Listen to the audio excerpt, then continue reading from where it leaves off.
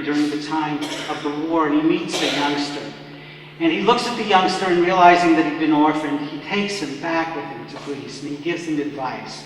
He turns to him at one point, and he says to him, "It's a mistake to think it's the small things we control and not the large.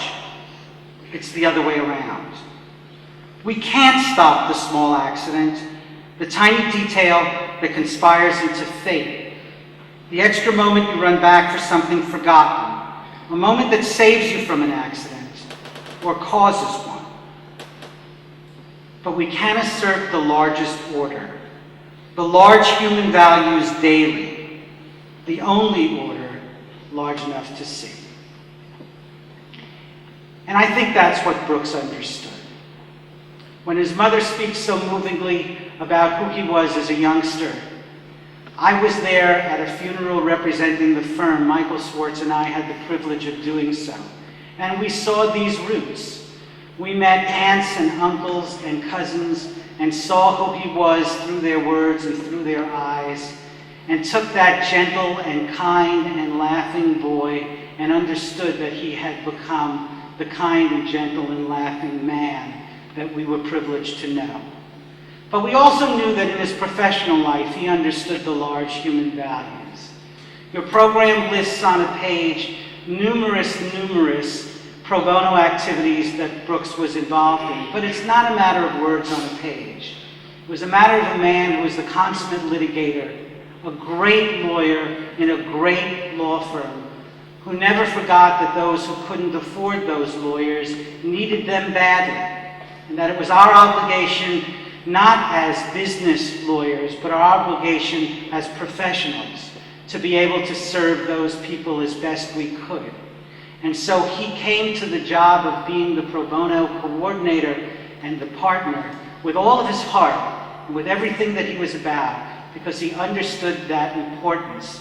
And we were both lucky enough to be in a law firm that allowed us to do it together.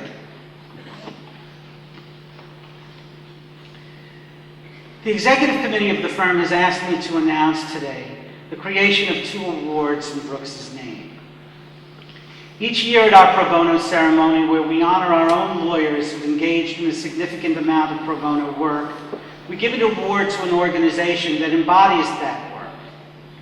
Henceforth, that award will be known as the Brooks Burdette Award. And together with that award, the firm is creating a Brooks Burdette Associate, someone in the firm who each year will work with that organization that has won the award full-time for a period of time in order to carry out its ideals and to do it in the name of Brooks Burdette. Memorials are for living people. We gather here to give comfort to each other, and we gather here to make sure that memories are not lost.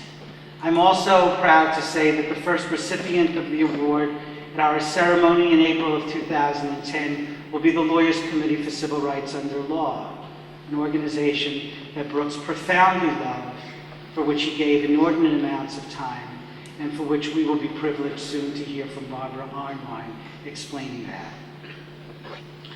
So in the end, as we look to the large human values daily, in the end, as each of us goes back and shares what we do, I think it's not in my self-interest, but really in the interest of all of us. If I ask you to rededicate and to compare once again, make sure that the legacy of the pro bono work that Brooks has done his whole life is carried on by each of us in our own way. Whatever it is that our expertise has, there are people who need us to do it. And whether it was in litigation, or whether it was in business, or whether it was in intellectual property, it didn't matter. Brooks had the range and the depth, and most important, the vision and the compassion to do what he could. And so we all, in that spirit, need to rededicate ourselves again. Thank you. Good afternoon, everyone. Yes, I'm the one who would get up and cry, right? I'm Barbara Arnwine, Executive Director of the Lawyers Committee for Civil Rights and the Law. And on behalf of our co-chairs, Nicholas T. Christopoulos and John S. Kieran, and our board, it's with a heavy heart that I bring words of tribute in memory of our good friend, Brooks R. Burdette.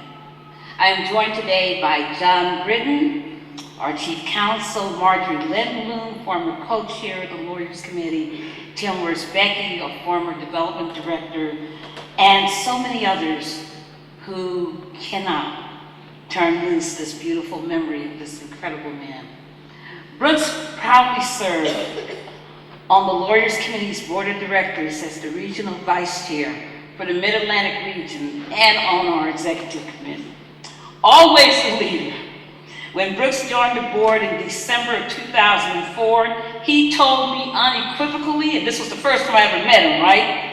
And he later announced to the full board that he would become the best board member ever.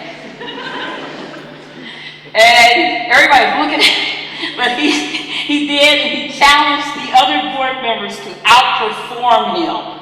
And by the way, he told me they couldn't do that. In more ways than one, Brooks lived up to his claim. He quickly became intimately involved in the work of the Lawyers Committee and was a great member of our family. His outstanding legacy, marked by his courage and love for our organizations and clients, will always be treasured and appreciated. In the wake of Hurricane Katrina in 2005,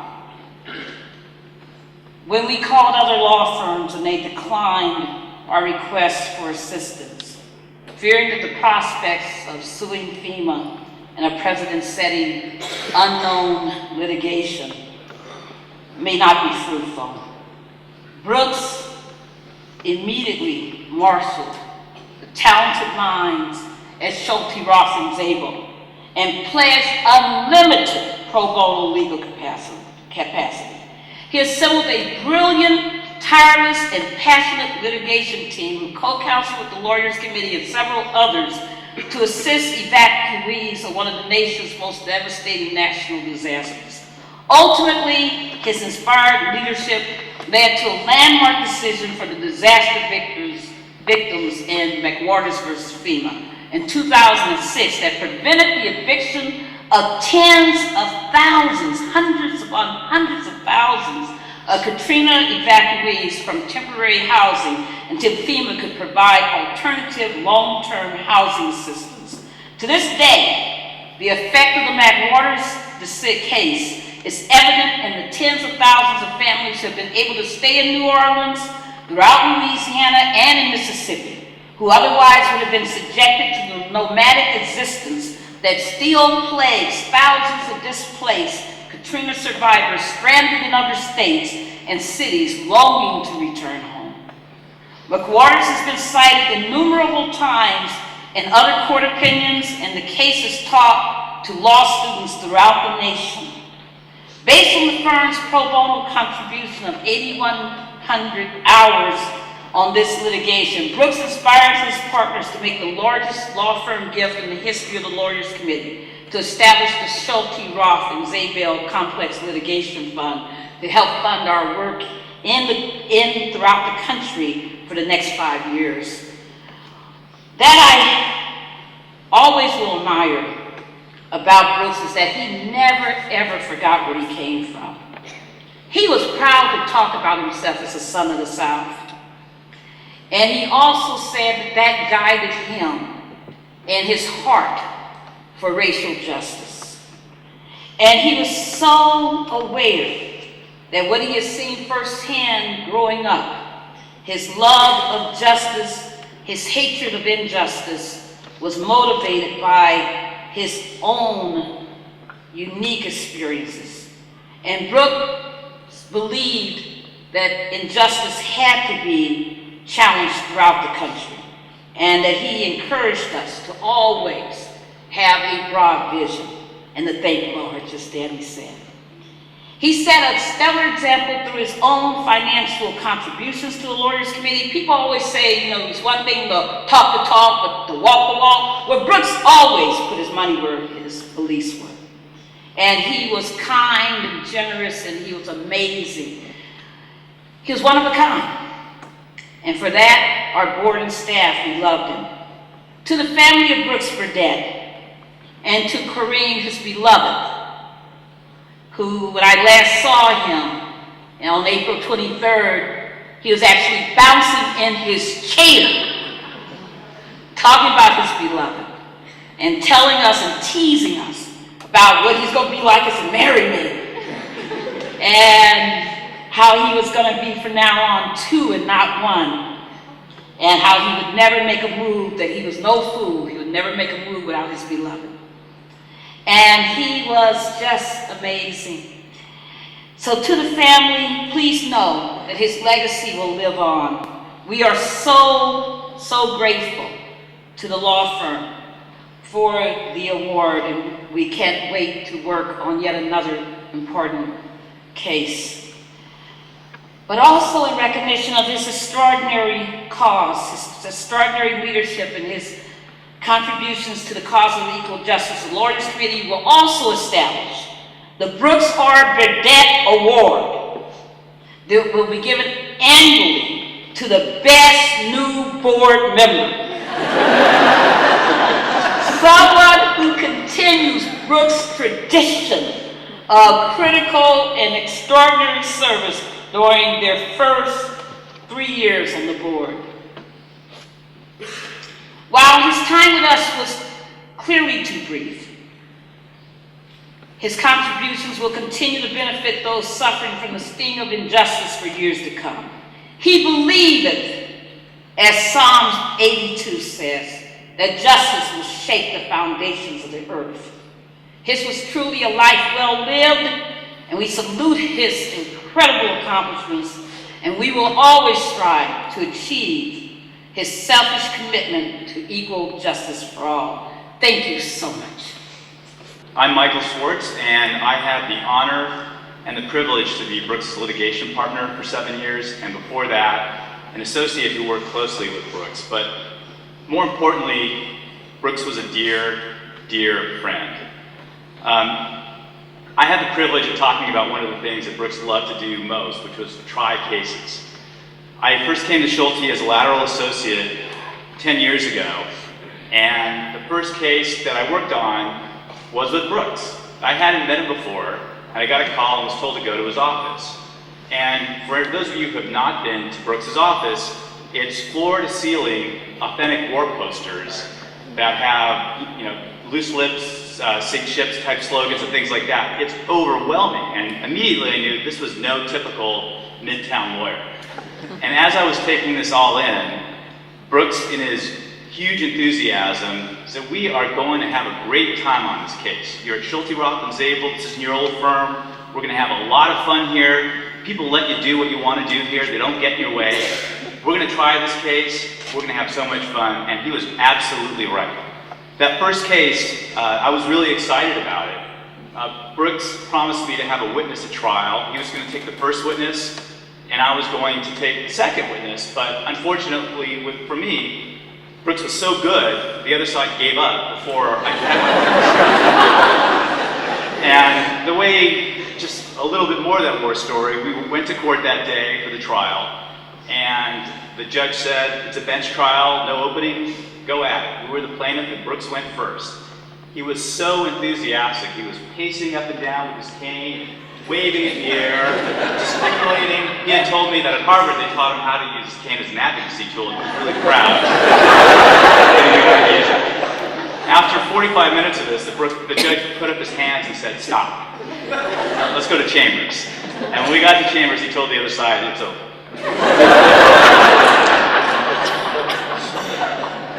After that, Brooks and I were joined at the hip for about the next 5 years. We went from city to city, trying cases, doing what Brooks loved best. And there are a lot of partners and associates who have the opportunity to go to Camp Brooks.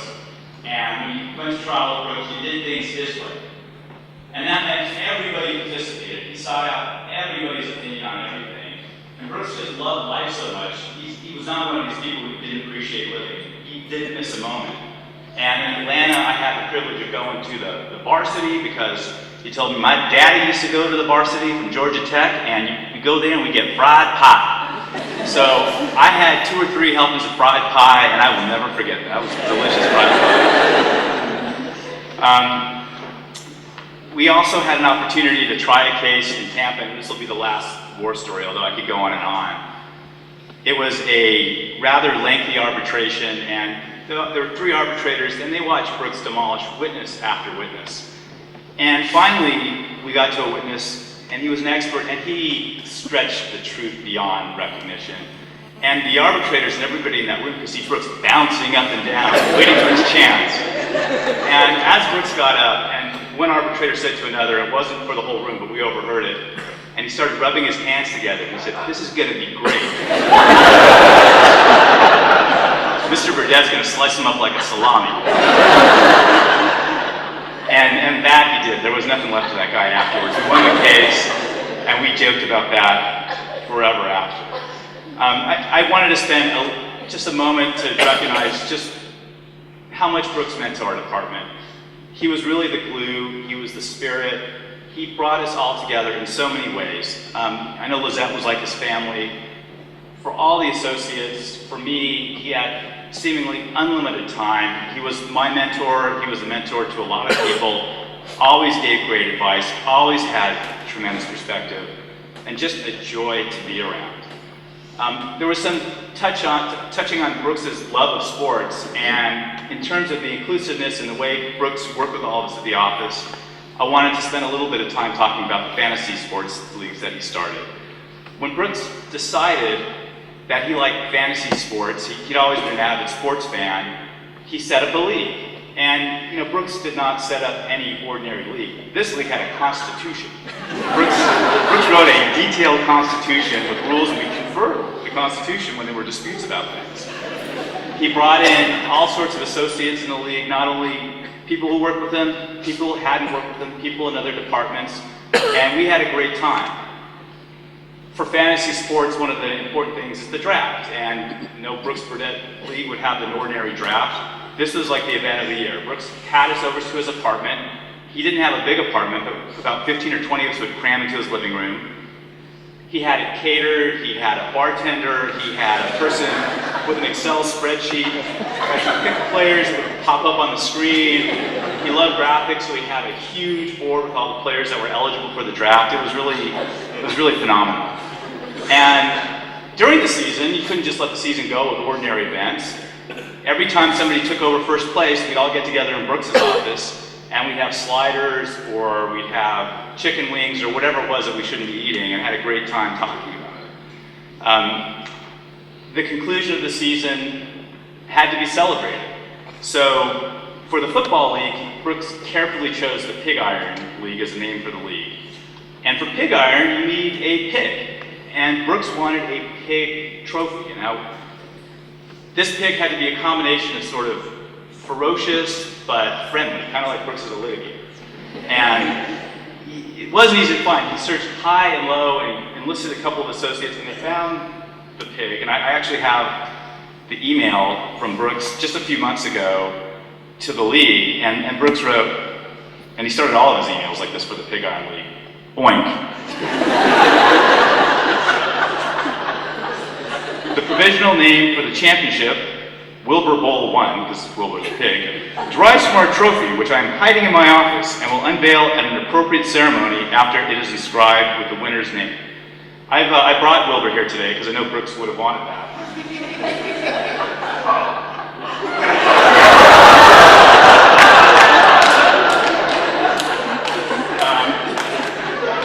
Now you notice, that was not easy to do. So Brooks went to trophy maker after trophy maker. He said, "What are you, crazy? You can't do this." Eventually, totally Brooks, he found the guy who makes the official key to the city of New York, and he made the trophy. So Brooks loved that story. We celebrated at the Outback. Everybody in that restaurant came up to us and asked about Wilbur, and Brooks could not have been more proud. I told the story of Wilbur and fantasy sports. Really, it just touches upon what an exceptional person Brooks was, how there was no detail too small to be of interest to him. Everything was interesting, and he just really broadened and enlightened all of our lives. Brooks, it was an honor and privilege to know you, to work with you, and to be your friend. I'll miss you terribly. I will think of you often and try to follow the example of your life. Well, speaking of pigs, and this was not planned at all, one of my fondest memories of Brooks actually has to do with a couple of pigs as well. I think John Bruneau is here with us today. The Bruneaus were a family that Brooks represented on a pro bono basis when I was a first-year associate at the firm. And John held an annual pig roast for a while. And I remember my wife and I drove up with Brooks upstate to go to the pig roast. We went twice, and the first year I remember Brooks's job very clearly was to sit on a lawn chair holding a hose with a beer in one hand, and every time the pig started to set on fire, he'd squirt it, he'd go, "Take that pig!" And he really wanted to go back the second year, but somehow I think we cooked the pig differently the second year, and so he didn't go back the third year.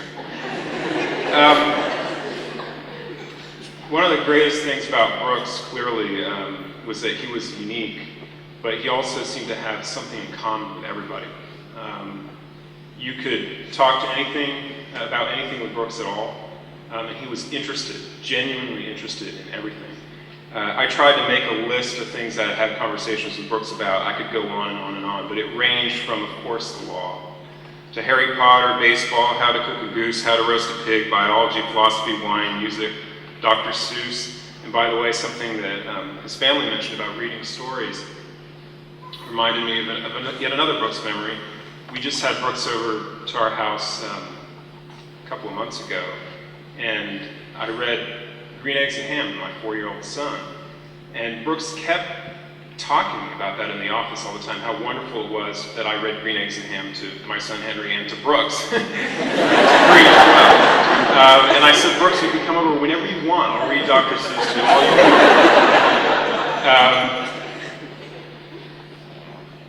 Another really unique thing about Brooks was spending time with him in his office. I spent a lot of time in Brooks' office over the years. I was a summer associate at Schulte in 1995 and made partner last year. I think really in large part due to Brooks. And I spent so many hours just sitting in Brooks' office watching him think. And it was a wonderful process. It was beautiful. We did that right up till the night before he died. And he had fun. He had a lot of fun. I never knew how long I'd be in the office. I'd go up to his office. I'd sometimes call my wife or email her in advance and say, "I'm going to Brooks' office for him to sign something. Should be a minute or two." On the other hand, it could be 3 hours because Brooks loved to digress. And you never knew what you're going to end up talking about. It was a wonderful learning experience. He was a brilliant, brilliant man. Brooks loved his job. And there are a lot of lawyers in this room, and I really don't think we can all say that, unfortunately. He passionately loved what he did. And it was contagious. And it was truly, truly wonderful.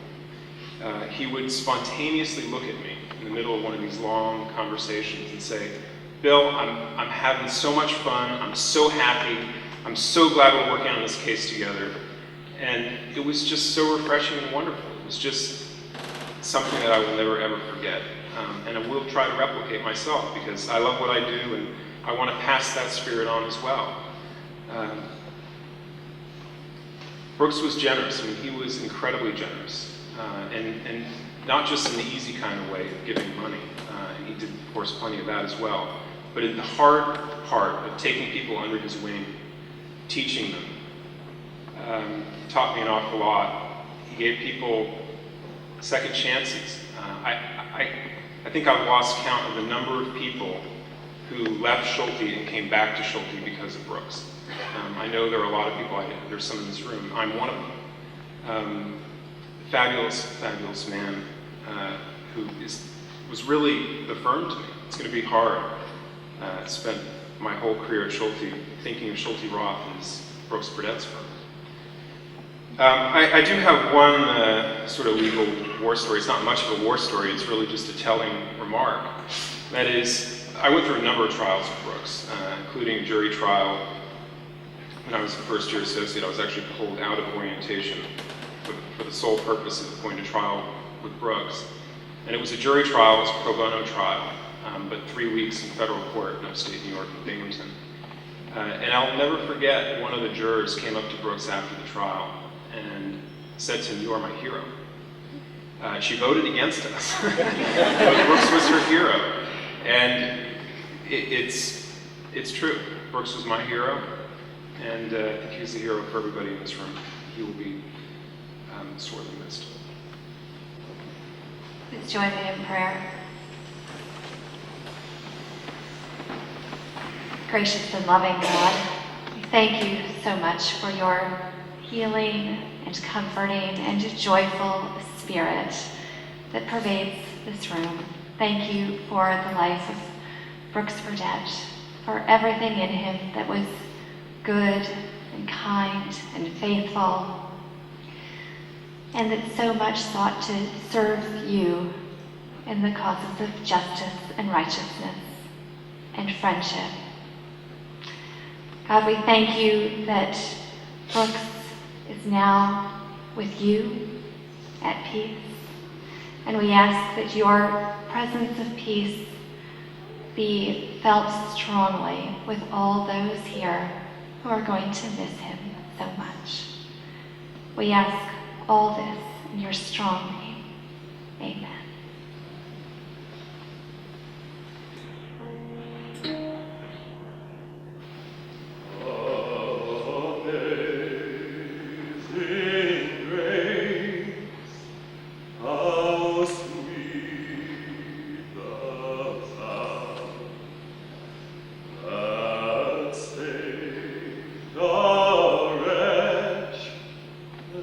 Like me.